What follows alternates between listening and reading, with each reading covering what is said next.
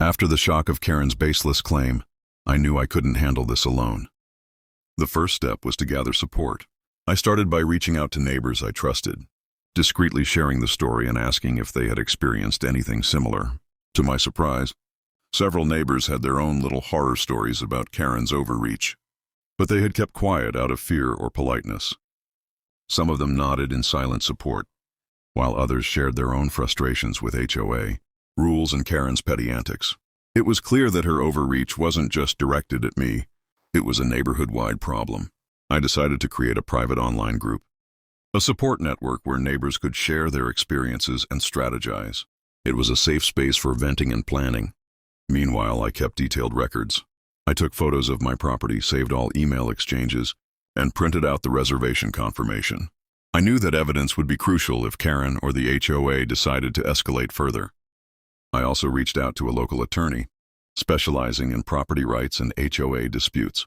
The lawyer confirmed that my rights were solid, my reservation was legitimate, and her claims were baseless. But Karen was relentless.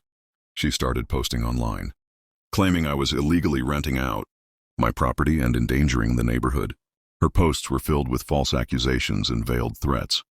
I knew I had to respond carefully, so I drafted a polite but firm letter to the HOA, attaching all my proof and requesting a meeting to clear the air.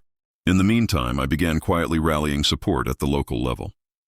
I spoke with other property owners, sharing my story and encouraging them to stand firm against HOA overreach.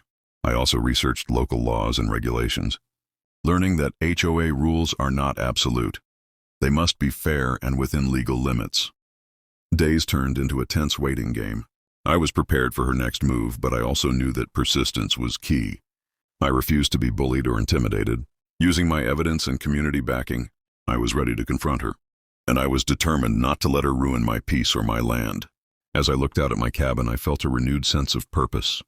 This wasn't just about a petty dispute. It was about standing up for my rights, defending my property, and showing that Karen's petty threats wouldn't hold me hostage. The fight was far from over, but I was ready to face whatever came next.